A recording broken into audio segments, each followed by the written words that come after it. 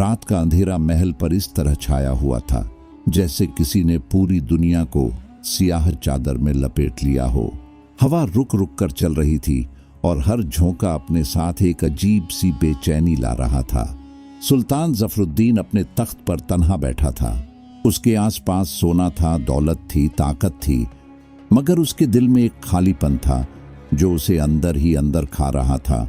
उसने धीरे से अपनी आंखें बंद की और आसमान की तरफ रुक कर कहा, या अल्लाह मुझे इतनी ताकत दे दे कि मेरी हर दुआ कबूल हो जाए। उसने यह लफ्ज़ इतनी गहराई से बोले कि जैसे उसकी रूह भी उन लफ्ज़ों के साथ निकल गई हो। कुछ पल के लिए सब कुछ बिल्कुल खामोश हो गया। न हवा चली, न कोई आवाज़ आई, मगर उस रात कुछ बदल चुका था। सुबह जब सूरज निकला तो सब कुछ नॉर्मल लग रहा था। उसने मजाक मजाक में कहा, काश मेरा खोया हुआ खजाना वापस मिल जाए। कुछ ही देर बाद सिपाही दौड़ते हुए आए और बोले, हुजूर, रेगिस्तान के नीचे दबा हुआ खजाना मिल गया है। बादशाह ने पहले हंसकर इसे इत्तेफाक समझा, मगर उसके दिल में एक हल्का सा डर पैदा हो गया।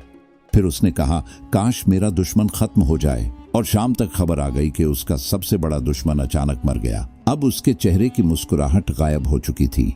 उसने तीसरी बार कहा, काश मेरी सल्तनत सबसे ताकतवर हो जाए। और कुछ ही दिनों में पड़ोसी रियासतें उसके सामने झुक गईं। अब उसे यकीन हो चुका था कि उसकी हर दुआ कबूल हो रही है और यहीं से उसकी जिंदगी का सबसे खौफनाक सफर शुरू हुआ। पहले उसने इस कुदरत का मजा लिया। हर रोज नई नई चीजें मांगता और हर बार वो मिल जाती, मगर धीरे धीरे उसकी ख्वाहिशें उस पर हावी होने लगीं। एक दिन उसने गुस्से में आकर कहा कि जो भी मुझे झूठ बोले उसे फौरन सजा मिले। और उसी दिन उसका वफादार वजीर एक छोटी सी गलती पर मर गया। बादशाह के हाथ कांप गए।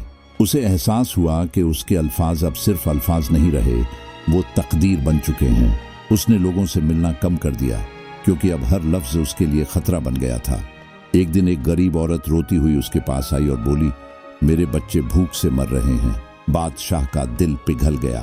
उसने दुआ की कि उसके घर में रिज़्क़ भर जाए। उस रात उस औरत के घर इतना खाना और सोना आ गया कि उसकी जिंदगी बदल गई। मगर अगले ही दिन उसके बच्चे मर गए क्योंकि उनका जिस्म इतनी नेमत बर्दाश्त नहीं कर सका। बादशाह टूट गया। उसने अपने हाथों को देखा और पहली बार उसे अपनी ताकत से नफरत महसूस हुई। उसने कहा, काश मैं किसी से न मिलूं।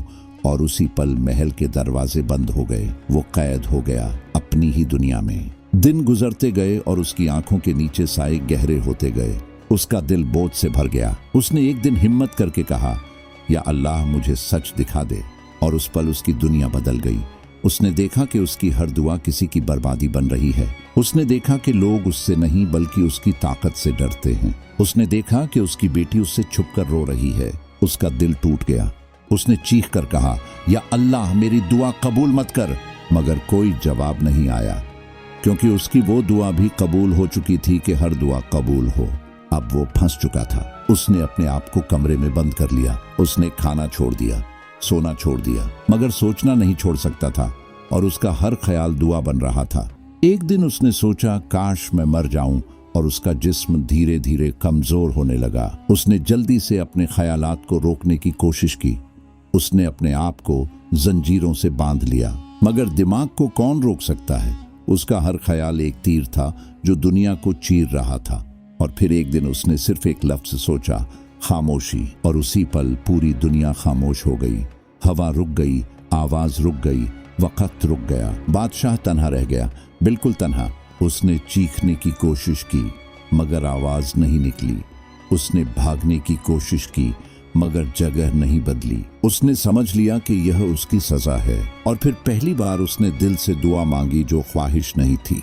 उसने कहा, या अल्लाह अब मैं कुछ नहीं चाहता, जो तू चाहे वही हो। और उसी पल कमरा कांप गया। दीवारों से रोशनी निकलने लगी। रात दोबारा उतनी ही खामोश थी, मगर इस बार खामोशी में सुकून नहीं बल्कि खौफ था। महल के अंधेरों में एक अजीब सी सर्दी फैल चुकी थी। सुल्तान जफरुद्दीन अपने कमरे के कोने में बैठा था। उसने अपने हाथ देखे और धीरे से बोला, यह ताकत नहीं, यह लानत है। उस रात उसने फैसला किया कि वो अपने महल से बाहर निकलेगा, चाहे कुछ भी हो जाए। जैसे ही उसने दरवाजा खोलने की कोशिश की, दरवाजा खुद ही खुल गया। महल के लंबे रास्ते में चलती हुई हवा उसके कानों में अजीब सी फुसफुसाहट कर रही थी, जैसे कोई कह रहा हो, देर हो चुकी है। तभी अचानक उसने देखा कि सामने उसकी बेटी खड़ी है, मगर कुछ अजीब था। उसकी आंखें बिल्कुल खाली थीं और उसका चेहरा बेजान। बादशाह धीरे धीरे उसकी तरफ बढ़ा और जैसे ही उसने उसका हाथ पकड़ा, उसकी बेटी धुआं बनकर हवा में घुल गई। बादशाह पीछे हट गया। उसके चेहरे पर खौफ साफ था। ये हकीकत नहीं थी, ये उसकी दुआओं का असर था जो अब उसके दिमाग पर हमला कर रहा था। उस रात उसने महल के पुराने हिस्सों की तरफ रुख किया जहां कोई नहीं जाता था। जब वो उस जगह पहुंचा तो हवा और भी ठंडी हो गई। मशाल की रोशनी भी कमजोर पड़ने लगी और फिर उसने देखा एक पुराना दरवाजा जो आधा खुला था। बादशाह धीरे से उसके अंदर गया और उसने जो देखा उसने उसकी रूह हिला दी। उसने आगे बढ़कर लिखावट पढ़ी और उसका चेहरा सफेद पड़ गया। लिखा था, जो बादशाह अपनी हर दुआ कबूल होने की ख्वाहिश करेगा वो अपनी मर्जी का गुलाम बन जाएगा। बादशाह के हाथ कांप गए। उसने समझ लिया कि यह कोई नई बात नहीं थी, बल्कि एक पुराना कर्ज था जो सदियों से चलता आ रहा था। उसने पीछे मुड़कर देखा तो दरवाजा बंद हो चुका था। अब वो उस कमरे में फंस चुका था। अचानक उसने पीछे से आवाज सुनी। वो मुड़ा तो उसने देखा कि एक बूढ़ा आदमी खड़ा है जिसका चेहरा अंधेरे में छुपा हुआ था। बादशाह ने पूछा, तुम कौन हो? उस बूढ़े ने धीरे से कहा, मैं वो हूं जो तुम बन चुके हो। बूढ़ा आदमी आगे बढ़ा और बोला, मैं भी एक वक्त का बादशाह था।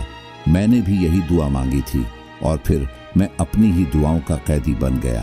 बादशाह के होश उड़ गए। उसने कहा, इसका मतलब यह सिलसिला कभी खत्म नहीं होता। बूढ़े ने कहा, नहीं, जब तक कोई अपनी मर्जी को तोड़कर सिर्फ अल्लाह पर भरोसा न करे तभी यह कर्ज टूट सकता है। अचानक कमरा हिलने लगा, दीवारों से आवाजें आने लगीं और वो बूढ़ा आदमी चीखने लगा, वक्त आ गया है। बादशाह ने डरकर पूछा, किस चीज का वक्त? बूढ़े ने कहा, उस कुर्बानी का जिसके बिना यह कर्ज नहीं टूटेगा। और उसी पल कमरा टूटने लगा और बादशाह बाहर की तरफ भागा। जब वो बाहर पहुंचा तो उसने देखा कि महल के अंदर आग लग चुकी है। लोग भाग रहे थे, चीख रहे थे और बीच में उसकी बेटी खड़ी थी जो उसे बुला रही थी। बादशाह उसकी तरफ दौड़ा, मगर हर कदम के साथ आग और तेज होती गई। उसने चीखकर कहा, रुको, मैं आ रहा हूं। मगर उसकी बेटी ने सिर्फ इतना कहा, अब्बू, आपने सब कुछ खुद जलाया है। और उसी पल आग ने उसे घेर लिया। बादशाह की आंखों के सामने उसकी बेटी जलकर राख हो गई। उसकी चीख पूरे महल में गूंज उठी। वो घुटनों के बल गिर गया और उसकी रूह टूट गई। उसने समझ लिया कि यह उसकी सबसे बड़ी सजा थी। उसकी हर दुआ ने उसे सब कुछ देकर सब कुछ छीन लिया। आग बुझ चुकी थी, मगर महल की दीवारों पर अब भी धुआं चिपका हुआ था और उस धुएं के बीच बादशाह घुटनों के बल बैठा था। उसने धीरे से राख को छुआ और उसकी आवाज टूट कर निकली, मैंने तुझे खुद से छीन लिया। वो धीरे से उठा और महल के उसी पुराने हिस्से की तरफ चला जहां उसने वो लिखावट देखी थी। जब वो उस कमरे में दोबारा दाखिल हुआ तो दरवाजा खुद ही बंद हो गया और वो बूढ़ा आदमी फिर से उसके सामने आ गया, मगर इस बार उसका चेहरा साफ नजर आ रहा था और उस चेहरे पर वही दर्द था जो अब बादशाह के अंदर था। बादशाह ने सीधा पूछा, इसका अंजाम क्या है? बूढ़े ने धीरे से कहा, अंजाम वही है जो तुम चुनो। बूढ़े ने कहा, मौत आसान होती है, तुम्हें अपनी पहचान मिटानी होगी, अपनी हर ख्वाहिश, हर सोच, हर चाहत छोड़नी होगी। उसने अपनी आंखें बंद की और पहली बार उसने कुछ मांगना छोड़ दिया। उसने सिर्फ इतना कहा, या अल्लाह, अब मैं कुछ नहीं चाहता, जो तू चाहे वही हो। और उसी पल कमरा कांप गया, दीवारों से रोशनी निकलने लगी। उसने महसूस किया कि उसकी यादें उससे छूट रही हैं। उसका नाम, उसका तख्त, उसकी बेटी, सब कुछ उससे दूर जा रहा है। उसने आखिरी बार अपनी बेटी का चेहरा याद करना चाहा, मगर वो भी धीरे धीरे धुंधला हो गया। उसने चीखने की कोशिश की, मगर आवाज नहीं निकली, क्योंकि अब वो बादशाह नहीं रहा था। वो सिर्फ एक रूह बन रहा था जो अपनी मर्जी से आजाद हो रही थी। महल की आग पूरी तरह बुझ गई, हवा ठंडी हो गई और शहर में एक अजीब सा सुकून फैल गया। लोग हैरान थे कि अचानक सब कुछ ठीक कैसे हो गया, मगर किसी को नहीं पता था कि इस सुकून के पीछे एक बादशाह का वजूद मिट चुका है।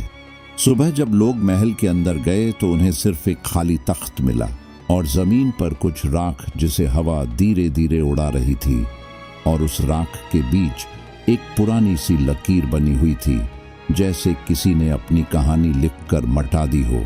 और उस दिन के बाद किसी ने उस बादशाह का नाम नहीं लिया, जैसे वो कभी था ही नहीं। मगर कुछ लोग कहते हैं कि रात के अंधेरे में कभी कभी महल के उस पुराने हिस्से से हल्की सी आवाज आती है, एक ऐसी आवाज जो कहती है जब इंसान अपनी हर ख्वाहिश अल्लाह पर छोड़ देता है, तब वो सब कुछ हार कर भी सब कुछ जीत जाता है। और यही इस कहानी का आखिरी सच था।